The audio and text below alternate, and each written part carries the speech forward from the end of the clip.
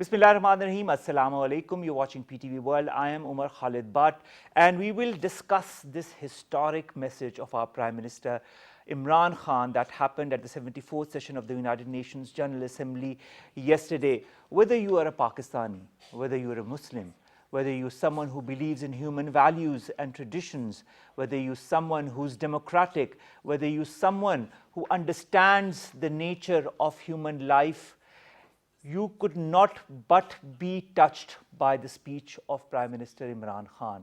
Prime Minister Imran Khan yesterday not only talked to the people of Pakistan, he talked to the people of the world. He talked to the Muslim world.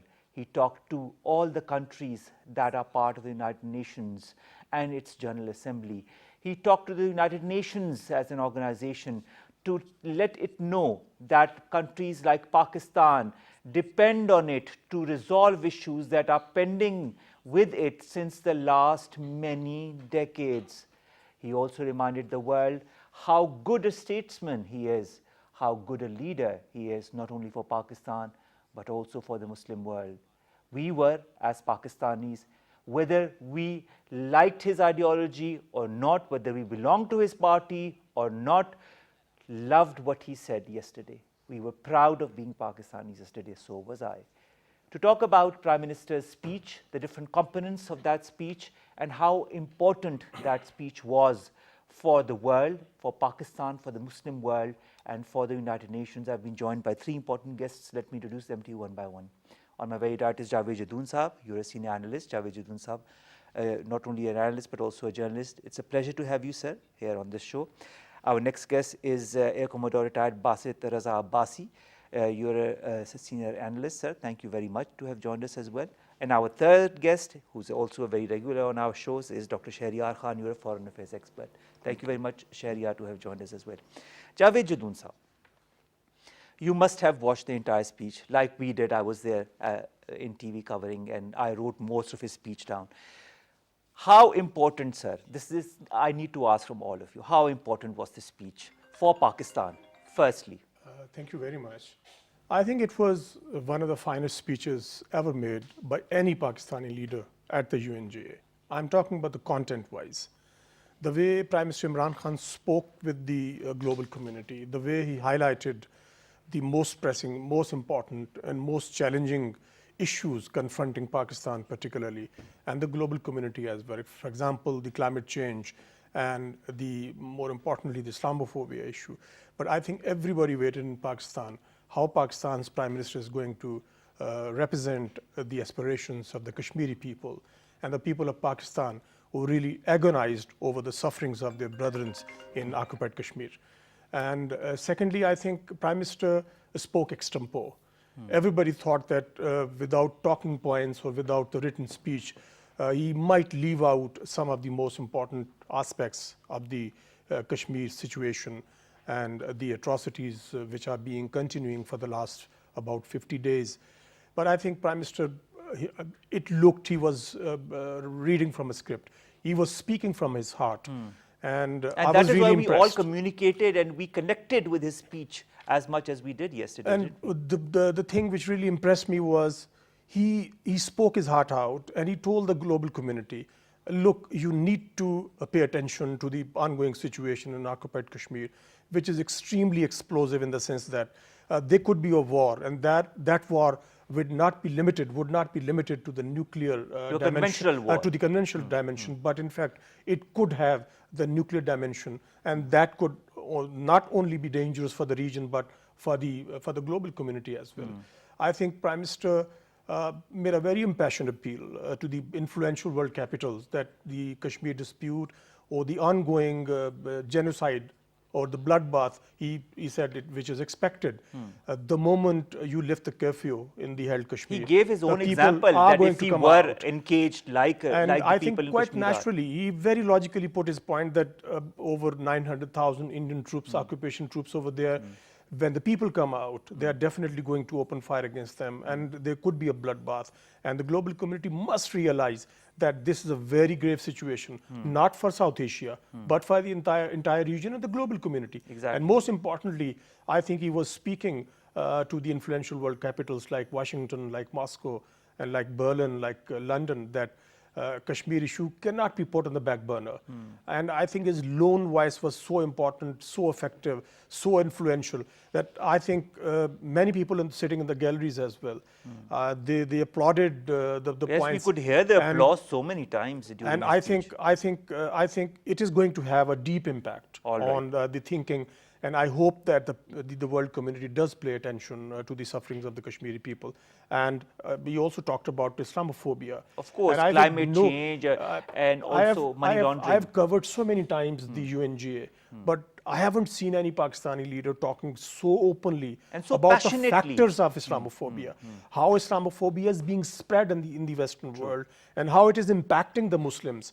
Because he talked about the persecutions of the Muslims everywhere, and when you persecute Muslims, they respond, and when they respond, they are equated with terrorism, or rather the Islamic terrorism. I think he dispelled very effectively, dispelled this impression that Islam, or for that matter, any religion, cannot be equated with terrorism.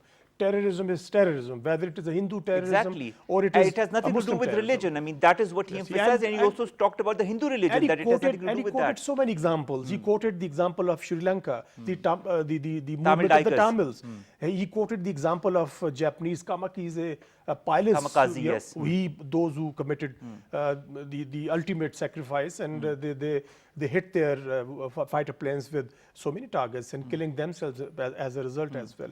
So I think it was very much needed by a Muslim leader to tell the global community about the two most important factors. One, Islamophobia, and second, the sufferings of the Kashmiri people, and the perils it poses to the security and peace of the region as well. All right, Air Commodore Abbasi Saab, a passionate speech by our Prime Minister. How important has been the impact so far? I mean, barely 24 hours have passed since he made his speech. What do you feel, seeing or reading on Twitter, going on the social media, also seeing the reactions that have come from different world leaders following his speech? How important and how strong has his speech been in the United Nations General Assembly? I think this was a very forceful speech. And when he was leaving Pakistan, he had mentioned that I'm going to fight the case of Kashmiris. And he's going to be the ambassador for the He's the ambassador for Kashmiri. But what he turned out was to be ambassador for the whole Ummah. He fought for every oppressed Muslim, be it Rohingya, be it the Palestinians. I mean, anywhere Muslims are persecuted, he talked about it. He put up the case and fought it brilliantly. And as far as the quality of speech is concerned, the tone, the tenor, the poise, I think it was something, it all showed his sincerity. And the strength of his words is because of the sincerity of his words. All right. What he was saying was heartfelt, as my friend just said, that it was an extempore speech. True. And it was a heart-to-heart thing. It was not a prepared script which he was just rattling. It was something which he was feeling and he was conveying. And it was reaching from heart to hearts. And it has touched a chord. His words, his logical exposure of all the events. And it was interesting to watch the way he sort of dismantled the unholy edifice of Islamophobia brick by brick.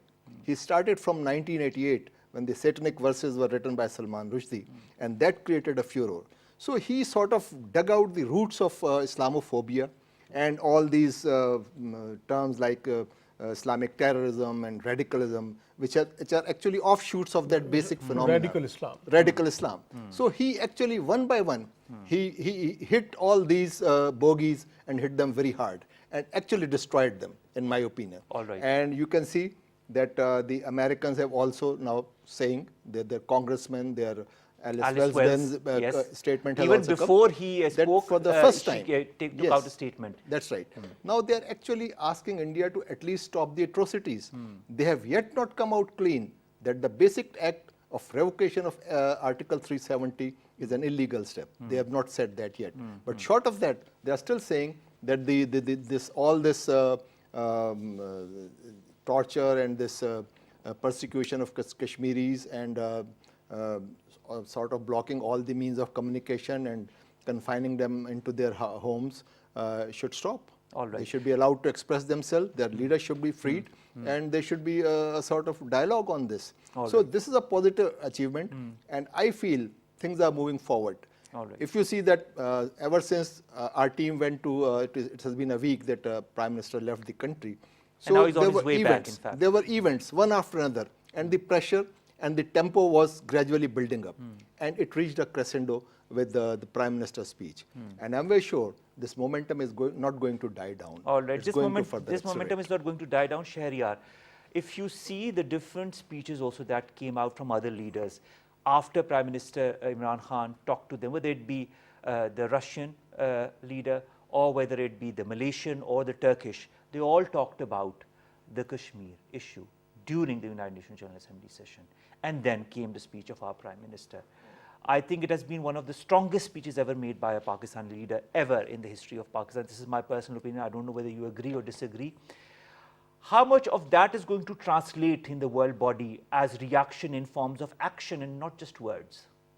Well, if you look at the UN General Assembly, such sessions in the past, it rarely makes a very huge impact if you talk about the action, that if it can be translated into action. And somebody has rightly called it, it's an international forum of, rhetoric, where people go and, for instance, people can go there and take a swipe at the United States and against each other. It happens. It's kind of the Hyde Park. Yeah. So some people even call it, international forum of hatred.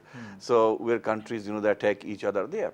But I'll come to the speech of our Prime Minister, and if you look at the events, when my friend mentioned some of the events, I think he was able to highlight the Kashmir issue, which otherwise probably would have been missing in the event. Because the Prime Minister of India did not even mention Kashmir He in didn't his mention. speech. So what you saw is this is you can add all the diplomatic efforts so far Pakistan has been doing to highlight this issue. And as a result of that, you see that now United States or other countries are talking about the lockdown in the Kashmir, which was probably should have not been the case if we had not that diplomatic and offensive. the longest lockdown ever in the history of mankind. So that you can say that people are not talking about it, or people are at least showing concern about it. And that's, you can say it's an achievement for Pakistan, and you can say that it's a diplomatic success for Pakistan. But coming to the speech, I think the speech had 4 broad issues that it discussed: Islamophobia, climate change, money laundering, and finally corruption, Kashmir. and then Kashmir. I think on Kashmir, it was. Some people even say that it was in the rhetoric was very high because what he warned was that there could be a bloodbath. Some people misinterpreted it, and they said Pakistan probably is warning something, and it may escalate the situation. But I think he said it's warning. I'm not threatening. It's warning. So He showed his concern. He showed that any such situation can only lead to that if proper action is not taken. I think my friends, they talked about all the positives of the speech. What I want to add to it, I think there were something that could have been added to that speech. All right. And I think that could have been presenting Pakistan, focusing on Pakistan at such a forum, that what has changed in our country, what positive that we have brought in this 1 year of our government, and telling our strengths to the world, that Pakistan is now a stable country. That was mentioned during It was the speech. mentioned, but maybe that not should have been as emphasized. much. But Sharia, the thing is that there were much more important issues to be discussed on the I- forum. That's why he couldn't have gone on and on. with his This speech, is could he? my opinion. And he's the Prime Minister, and he has so many advisors. Probably whatever they have done the right thing. But this is my opinion, and All I right. think that All right. at such forum, it could have been emphasized more, our strengths, and showcasing ourselves to the world, that what we can now offer to the world. And because that's as a forum where you can project your national interests better, I think that could have been emphasized more. All Now, right. coming to all these topics, Islamophobia, Islamophobia is an issue in the world. Huge. And it's a huge issue, and I think a lot of Muslim leaders probably they have not touched it, and I think Turkish PM has touched it, and Malaysian PM has touched it. Now Pakistan has also done that. So I think it's if you talk about the Muslim world, it's okay that you're talking about the Muslim Ummah, but as a forum there, I think I would focus more on Pakistan's own genuine concern that we have from the other worlds, from our neighborhood, and I think that could have been more emphasized. All right. So overall, I think but if you talk about the impact that we talked about, Yes. I think the impact the impact Pakistan has left is to internationalize the issue, to make people talk about the issue. If you want a resolution, we failed in that to bring about another resolution in that. We failed in that. And I think the resolution we also seen, what impact the resolution can have. But it has left, the media is talking about it. I think that's our diplomatic success. But beside that, I don't see that anything on the ground will change for the Kashmiris. All right. That's not going to happen. It never happens in a General Assembly when leaders come and they talk, because But it's words, under. but Sherry, what I mean to say is, such strong words, such a passionate plea to the entire world community through the United Nations Forum. Now, won't the world react in one way or the other when he says that you need to take action, that United Nations need, I mean, it has been said beforehand as well that the United Nations need to send troops there to see what is actually Yes. happening there. Yes. And this is not has just been said by our Prime Minister, has been said by other leaders as well on the forum. Don't you feel that whatever has been said, and you talk about the impact, so am I, the problem is, won't that impact also kind of translate into maybe more pressure on India? Yeah, the pressure you can say, but it's under Article 4 the General Assembly, and they can only make recommendations. They don't have the power of Security Council, which can make binding resolutions on a country. So this forum, it doesn't have even that mandate. So yes, it can generate that pressure. A lot of countries can talk about it, and maybe if it's very serious issue, they can recommend it to the Security Council. But I didn't see that we have built up that momentum that it should be referred to Security Council. So it's under Chapter 4, and I won't see any resolution or action coming from even if it's not. I'm not talking about only Pakistan. Anybody who's talking about any issue, you saw that Rouhani, he had a swipe at United States. Other countries, they also attack United States, attack each other, but nothing happens after that. All right. All right, Javed Jadoon Saab. One thing that the Prime Minister said during his speech really resonated with me and with a lot of others as well. He said, are we children of a lesser God? And he talked about, had those 8 million Muslims that are under siege in Indian-occupied Kashmir, had that just been 8,000 Jews or 8,000 Christians, the world would have reacted very differently and very swiftly in due time. And then he also talked about Islamophobia. Are these two issues somehow related in your point of view? I think every issue. Is the fact that Muslims in Indian-occupied Kashmir not being given their due right, or is the action not being taken because they are Muslims, because there is a huge anti-Muslim wave in the West? This what is related to Islamophobia that the Prime Minister also talked about? I think first we need to understand that when we talk about the effectiveness or otherwise of the UNGA, there are certain things probably people believe that speaking at the UNGA is not going to have the kind of impact which we expect. I think, but it is quite the contrary. Why it is quite the contrary? First of all, even there was some criticism that why Kashmir was not the number one point of the Prime Minister's speech. Why it wasn't? Because this time around, climate change was the theme of the UNGA. Every year, they project certain issues. So you need to talk about the main theme of the UNGA. That was the first topic that you talked about. And that was the first topic, quite naturally. But the most importantly, the most of the time is spent on two most important points, which also confronts Pakistan along with the rest of the Muslim world, the Islamophobia and of course Kashmir. Kashmir is our core issue. We really can't keep it on the back burner. Exactly. You keep it on the back burner and then you sort of witness the kind of the persecution which is going on by the Modi government in occupied Kashmir. Secondly, why it is important, because I've been there 3 times. People are always glued to the TV, even the corridors, in the cafeteria, etc. Leaders, some are sitting, some are outside meeting their counterparts. But importantly, the media picks up the most important points. I think I saw the 2 main television channels, Al Jazeera and TRT. They picked up this particular point of the Prime Minister. The warning he issued about the bloodbath, I think I fail to understand why people haven't understood what kind of a bloodbath he was talking about. And in which context he was talking about? He was talking about the bloodbath of the Kashmiri people by the hands of the Indian occupation troops. He said that the moment they come out, the Kashmiri people, when they come out, the Indian troops will confront them. And if they defy the troops have, what are they going to do? They are going to open fire and they kill them. They massacre the Kashmiri people. That was the bloodbath he was talking about. He did not threaten any bloodbath in the context of fighting a war between the two countries. But he said that Pakistan cannot remain silent to the plight of the Kashmiri people and the persecution of the Kashmiri people. But I think it's not only the UNGA. It is all the think tanks in America. They are very, very important, and the media in America as well. Because when you make a speech, even if not a single leader is sitting in the hall, the media is definitely watching. And if media is watching that particular address of any particular leader, the important points are picked up.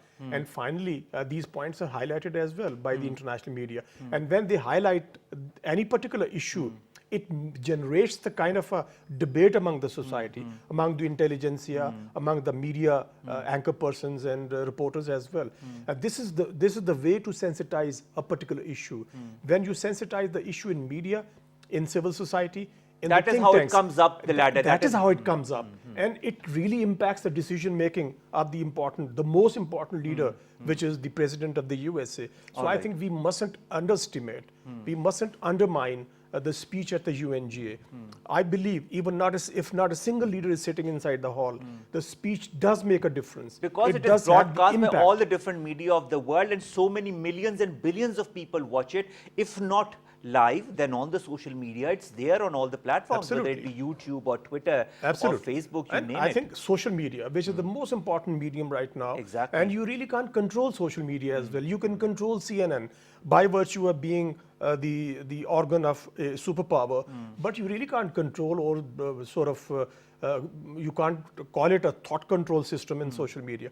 Secondly, your point was, are these issues interlinked? I think yes, they're definitely Islamophobia interlinked. and what is happening, and why there is not a reaction to what is Why I happening say in the occupied issue is Kashmir? interlinked? Because it is because of the Islamophobia that much attention is not being paid to the plight of the Kashmiri people. You know what? Very deliberately and very cleverly, Prime Minister Modi pointed out the issue of terrorism, not Kashmir, as you rightly pointed out. Why he was talking about terrorism? Because every time anything happens in occupied Kashmir, They or put the inside blame on India, Pakistan. and the blame is put on Pakistan. Exactly. And Pakistan is targeted, and the entire Indian media is All right. primarily focused on Pakistan. All right. Air Commodore Abbasi Saab, let's take this forward. You had something to add to what Yes. was being said. Actually, if you see the Prime Minister's speech structure, as we just discussed, there are 4 blocks in it. Exactly. And each block had a conclusion, and the conclusion was the same. In the end, he would always say, and United Nations has to play a part in it. Climate control he started, and the last line was, and United Nations has a role to play. And with that, he went to the corruption, and then to Islamophobia, and then to Kashmir. And always the bottom line was that United Nations, he was impinging on this point, that this forum has a part to play. He was pricking the conscience of the world there. And as far as you just gave the example, he was drawing parallels. The situation of Kashmir, if it had happened to the Jews, Exactly. or like if Holocaust. I mean the quote, I'll quote it again, are we the children of a lesser God? God? That is a very important That is quote. true. That is true. So it was actually the Western mind was being appealed. And he mentioned that since I have been living in a Western society for a long time, I understand their sensitivities. Exactly. And so he drew parallel between the situation in Kashmir and what if such a situation would happen in a Western country. So that's why he was actually he was pricking the conscience of the world. And it was effective. And in the end, I would say that he was almost clairvoyant when he predicted the events which are going to take place. Because whenever the curfew will be lifted, the pent-up anger of the Kashmiris, it's going to spill out on the streets. And the 9 lakh forces, 9 lakh troops which have been stationed there, they are not there to sort of work for the progress of Kashmiris and their They are there to stop So the there will be Kashmiris. bloodbath. And when this bloodbath, the Muslims, the Pakistanis cannot sit quiet. So this is actually, he's predicting some of the events which follow one another. These are And something corollaries. else he also pointed out. He said that the Western capitals and the influential world leaders do understand what is happening, but it's because of the 2.5 billion people's market. That is why they're ignoring. He mentioned that. Exactly. As well. Sharia, that brings me to a very interesting point. Does economy supersede politics and human rights? Of course, it does in a lot of cases. And there are some exceptions, but in most cases, it does supersedes. We're living in geoeconomics, and even sometimes even strategic interest. In most cases, it supersedes all these moral claims of human rights and other things in international politics. We So have we seen should that. just let aside, For instance, set let aside me all give these you just moral a simple claims and the example. human rights. Let me give you an example regarding the Palestinian issue. In UN Human Rights Council, there had been tremendous, calling out of Israel. And there had been so many resolutions against Israel and their violation of human rights, their occupation of the Palestinian territories. But what happened? Did they have any impact on the policy? No, they have maybe dozens of resolutions are there because there's something else. Geostrategy supersedes the other interests there. So we have seen that. We keep saying that India is a big market. And that's why... That is what Imran Khan Sahab mentioned as well. If that's it's economy that supersedes. So we realize that. We realize that India is a big market and they have arms deal with all the big powers. And they are building those kind of economic and strategic relationship with all the powers. And that's why when it comes to the narrative, they probably accept their narrative and not our narrative. When we realize that it's the case, I think then we should also realize that we should also focus more on our economy. Because there are countries, we should not, we should not say that, okay, India is a big country, so we cannot compete with it economically. We can. I can give you examples of the countries which are many times smaller than us, but they have very large economies. They have built very large. Singapore, for instance, maybe 1.5 million population, but its economy is worth $400 billion, bigger than us. So there are smaller countries who have big economies, and that's why they have more clout when it comes to the international standing. So now we realize that. So we should focus more on our economy. We should not be dependent on other countries for economy. Now, when you have a very weak economy and you have big issues with your neighbors, I think then nobody is going to listen to you. So you have to work on your economy. You have to change a whole focus, a whole vision for your country. So you know the weak area. We know now the weak area. But hasn't the government been working since a year or so on all the areas that have weakened the country in the last decade or so? I think the government, every government like this government, every government has tried, but I think it didn't work out.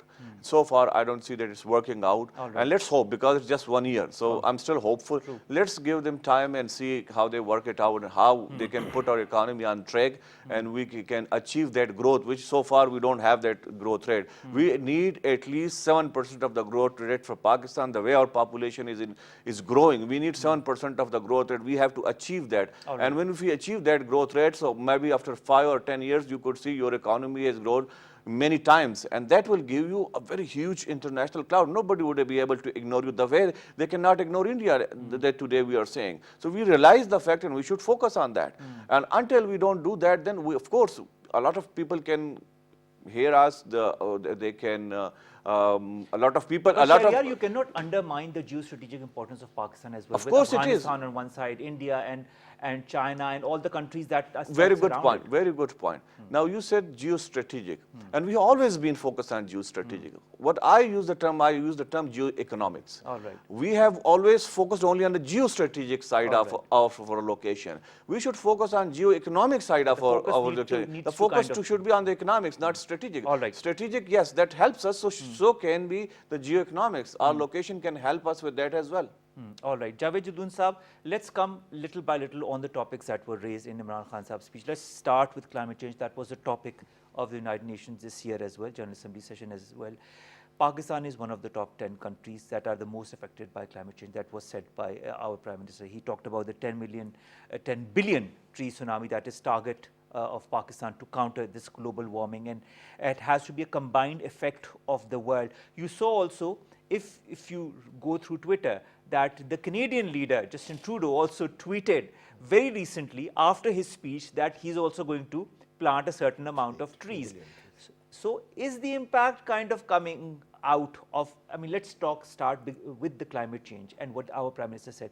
Even that has had an impact on world leaders, because Justin Trudeau tweeted after Prime Minister Imran Khan's speech that he also will be planting trees in his country.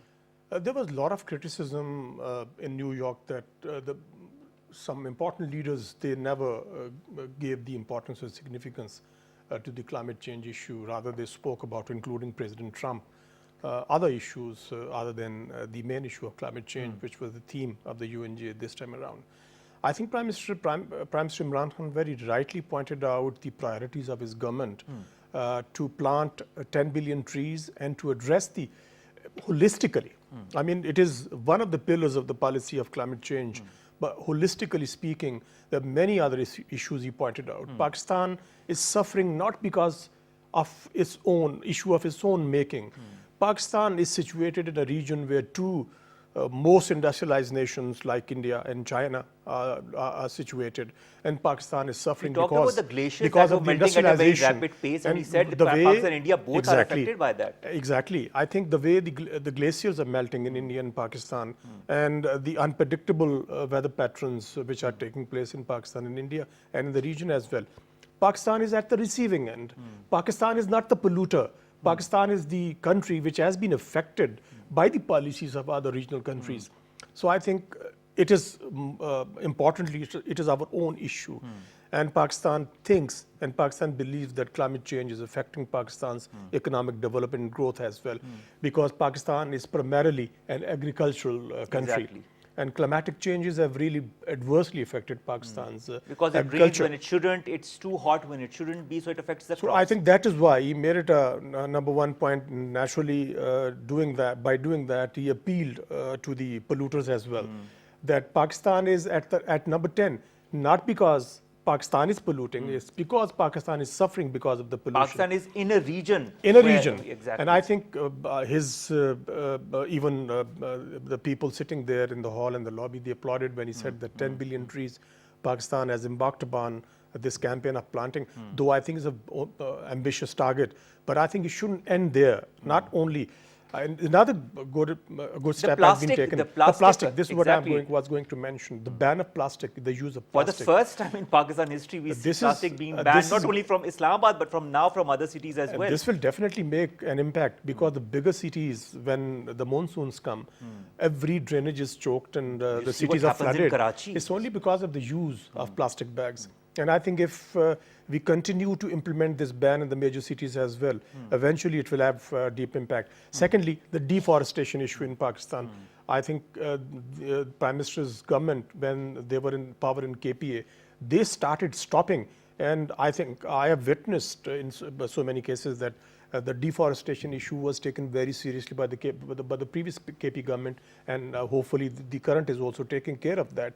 Deforestation, we all know that, contributes in the effects of the climatic changes. Of course it So I does. think it is also one of the priorities of the PTI government to stop the deforestation and plant more trees and the ban on the use of plastic bags as well. Exactly, and Javed Jadoo Sahab, as our Prime Minister said, if nothing is done, humans are facing a catastrophe as far as climate change is concerned. And we see already the effects of that happening. Commodore Abbasi Sahab, let's go to the second topic that he touched, that was money laundering. He talked about billions of dollars go from the poor to the rich. They are siphoned off to Western accounts, and people buy lands, people buy houses. In other countries, our country is not is reaping the benefits of the money being in our country. In fact, the money goes there.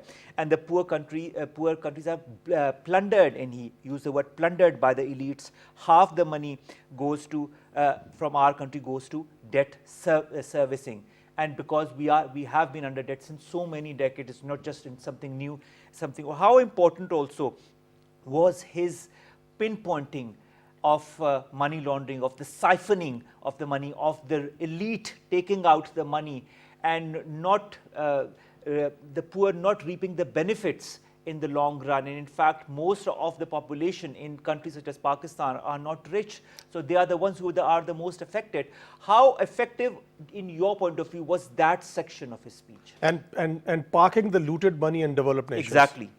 And he, of course, was, I think, mentioning the previous rulers in that. Yes, sir. What's your comment on that? Actually, as I mentioned earlier, his punchline was that United Nations has a part to play, and it's not. It meant that He always United ended Nation by that, yes. is not playing its part. Actually, what he wanted to say was that it's not playing its part. So, in the climate change, as we saw. He that in the climate change, sir, he said that the United Nations needs to take the leadership in Leadership, that. that's But when exactly. it came to the money laundering, he said the United Nations, the IMF, the World Exactly. Bank, the Asian Asian Development Development Bank. Bank, they all They need to have come together. So actually, again, I would say that he was again pricking the conscience of the world that you need to do something, because this is money not only from Pakistan. There are so many African countries, Yes, and I mean the billions of dollars from those poor countries, they are sucked out and parked in these rich capitals. And he also questioned why the developed Exactly. nations are allowing to park that money in their own countries as well. So it is actually in their benefit. The rich countries, they are quiet, they are looking the other way because the money is coming to them. And this is what he was highlighting, that this is the responsibility of this August forum, the General Assembly, where all the heads of state are converging to do something about it. And the countries, the poor countries, poverty is a big problem for the United Nations. It's so many agencies working against to remove poverty. He talked alleviation. about economic refugees as well, if you remember. That's right. And look at it. The greatest champion of climate change is a 15-year-old girl, Yes, Greta Thunberg. yes. So this is it, because the world was not doing anything. So these children actually got up. They rose, and now their voice is being heard. So this is again, my friend said very rightly that United Nations General Assembly is generally a talking forum. It's a debating forum, but talking is also very important. Yes. And if you see the previous It's the years- first step. I mean, talking begins something. You can't just stay silent on That's issues. right. And Barsab, if you notice the previous year, we were not even talking. Now we are talking, and talking very forcefully, very logically, with conviction, with lot of vigor and vitality behind it. And it's making an impact. When you are truthful, when you are honest, and we are saying what is right, not trying to twist the things, you have an impact. All and right. that impact is visible now. It will be more visible as the time goes by. All right, all right. Before we go to Islamophobia in Kashmir and kind of also summarize those aspects of his speech, let's talk about one more thing that Imran Khan Sahab said during the course of the speech. He talked about the efficacy and efficiency of the United Nations as a body. You've been a bit critical, that's why I'm asking you that question. He said the United Nations was established because of a crisis in the world, and now the world, and especially the region in this subcontinent, is facing a huge crisis that could escalate beyond repair if things are not done. So he said it was 1939 all over again. Do you feel also that this issue, this crisis in Indian occupied Kashmir that has been so ably pointed by Prime Minister Imran Khan, is a huge test for the United Nations? Well, before coming to that question, I'll take this up, but I want to add to what my friend has Please, said sir. about Go ahead. the climate change. I think for Pakistan, the study suggests that the existential threat and the real threat to Pakistan is the climate change. And it's not just the climate change that, we have no role in it. The climate in which we have role in. For instance, studies suggest that this Indus Delta, in which we all live now in Pakistan, most of our population is living on that, it will be unlivable after 13, 40 years, because the underground water, we would have used that all, and it would be contaminated, so we wouldn't be able to use it, whatever has left. Already, below groundwater in the Sindh, it's not drinkable, it's not usable, and it has gone down so much that it will take now 1 million years to refill that. So we should, be very cognizant that what really threatens us, and the population explosions that we are experiencing. It's not sustainable for In this the long water run at all, in a and climate. few generations' Now, time. 2 steps this government has taken, and I appreciate that a lot.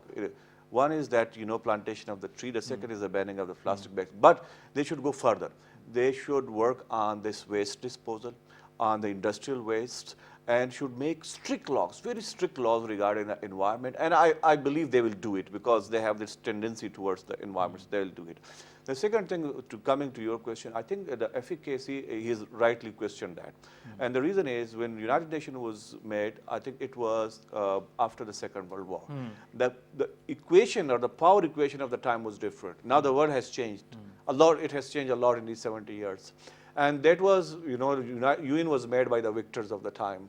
And that's why all the victors of the time, they were included in that P5 in the Security Council. Now, the world has experienced so many changes. You have seen so many other countries they got independence and they have emerged as a very strong states. You don't see any representation from any Muslim countries there in that P5. So that's why you don't hear issues which are facing the Muslim countries very forcefully in that Security Council.